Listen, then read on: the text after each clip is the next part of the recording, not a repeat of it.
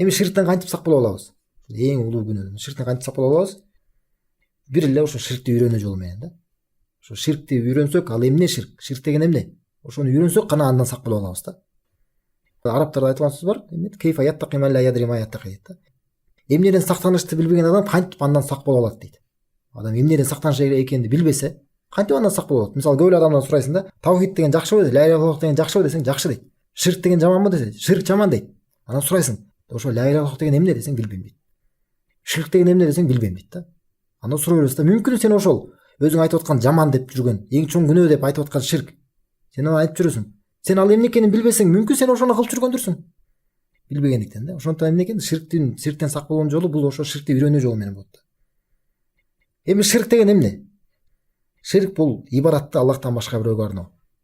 Биздин шариятыбызда, динибизде эмне ибарат деп аталган болсо, ошону Аллахтан башка бирөөгө арнаган болсо, ошол ширк болуп аталат. Мисалы, Аллахтан башка бирөөгө бирөө дуа менен кайрылса. Дуа менен кайрылса. Дуа менен кимге кайрылышы мүмкүн? Мисалы, пайгамбарларга кайрылышат, таква пенделерге кайрылышат, же периштелерге кайрылышат. Мисалы, жакында Аяз атага кайрылышат. Бул кандай гана Аллахтан башка кимге гана болбосун? Же мисалы, аулияларга, бир ата-бабаларына, арбактарга, дөтөгө, кимдин баарына кайрылбасын, Аллахтан башка бирөө. Дуа менен кайрылбасын, эмне болот? Ошо ширк болот. Анткени дуа бул ибарат. Пайгамбар саллаллаху алейхи ва саллям айткан, "Дуа хуа ибада" дейт. Дуа бул ибарат дейт. Ошол дуаны Аллахтан башка бирөөгө арнаган болсо, ошо ла иляха иллаллахты бузган болот. Ла иляха иллаллахтын мааниси эмне? Аллахтан башка сыйынып татыктуу зат жок.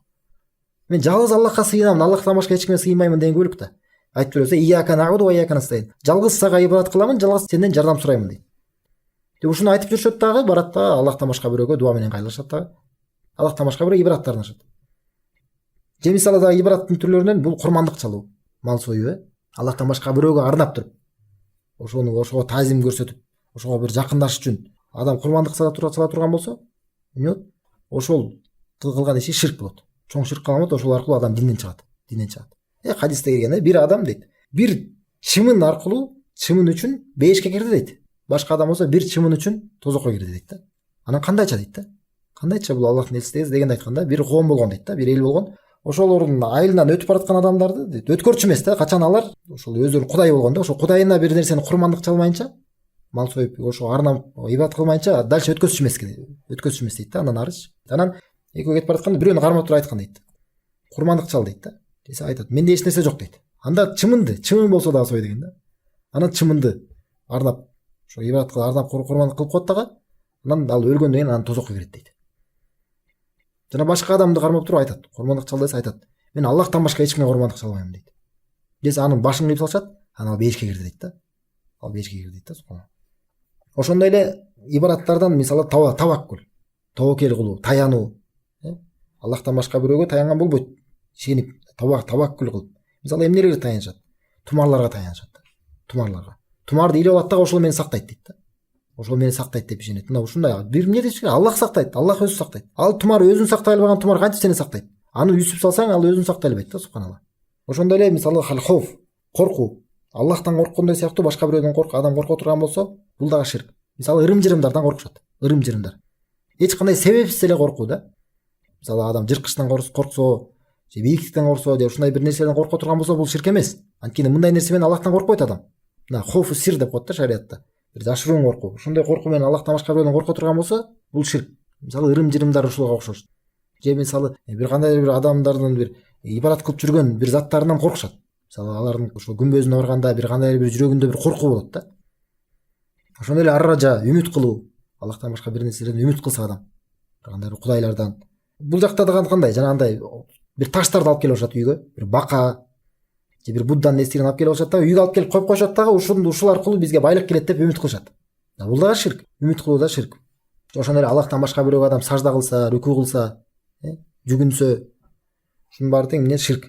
Анткени сажда кылуу, рүкүү кылуу бул гана бир гана Аллахтын акысы.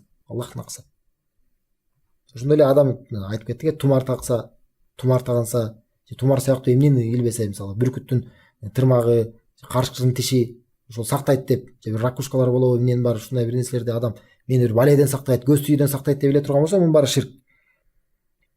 Ошондой эле төлгөчүгө баруу, адам төлгөчүгө барса, анын кайыпты билет деп. Кайыпты билүүчү Аллах таала. Төлгөчүгө барса, бир көз ачыктарга барса, Бул аркылуу эмне болот? Адам динден чыгат эгерде ишене турган болсо. Ошондой эле гороскоптор, жылдыз төлгөө, ушунун баары тең булар дагы ширктин түрлөрү. Ошондой эле сыйкырчыга баруу, сыйкырчыга ишенүү.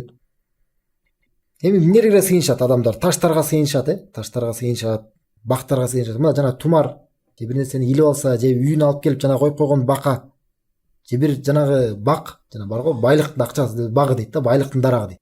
Мына ошол нерсе жанагы бака менен ошол байлыктын акчасы деген бак, ошол нерселер бак менен ташка сыйынуу болбогондочу, анда бак менен ташка сыйынуу деген эмне анда?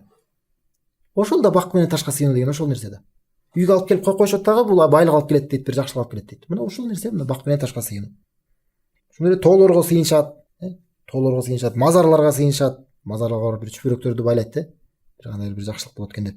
Же күмбөздөргө сыйынышат, бир кандай бир маркумдардын күмбөздөрүнө барып сөйкөнүп бир береке алуу максатында, эстеликтерге, ушундай башка нерселер. Же жиндерге сыйынышат, жиндерге арнап ибадаттарды кылышат. Же пайгамбарларга, мисалы Исага, христиандар Исага сыйынышат, же мисалы кээ бир адашкандар бар, мусулманмын дегендер бар, пайгамбар саллаллаху алейхи дуа менен кайрылышат дагы, андан шифа тилешет. Абу Хурайра радиаллаху анху келип пайгамбар саллаллаху алейхи сураганда, ким ошол эң бактылуу адам дейт, сенин шафаатыңа ээ боло турган эң бактылуу ошол адам ким дегенде, пайгамбар саллаллаху алейхи айткан эмес, менден ким сураса деген жок да. Ким менден шафаатты тилесе, мен ошол шафаатка ээ болот деп айткан жок.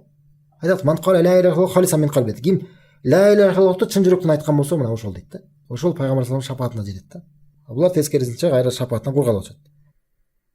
Ошондой эле бир аулияларга сыйынгандар бар. Бул дагы ширктер. Же периштелерге, жана башка нерселер.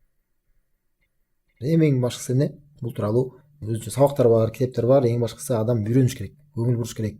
Бул тууралуу адам илим алуу менен гана ана ширктен сак болот. Эми биздин китебибиз менен мунун эмне байланышы бар дедик теманын? Мына ушул ширк эң башкы жүрөктү буза турган нерсе. Адам эгерде жүрөк тазалоо боюнча болбойбу биздин темаларыбыз. Адам эгерде жүрөгүн таза болуусун каалай турган болсо, анда эмне кылыш керек? Эң биринчи ирет ширктен алыс болуш керек. Адам ширктен алыс болбосо, башка нерсенин баарын, себептерин баарын кылган болсо дагы жүрөгү тазаланбайт. Эң башкы жүрөктү буза турган, жүрөктү өлтүрө турган нерсе бул ширк. Анткени бул эң биринчи адам тозукка алып бара турган нерсе. Эми Аллах таала баарыбызды мындан алыс кылган болсун. Субханакаллахумма ва бихамдика ашхаду ан ла илаха илля анта астагфирука ва атубу илейк.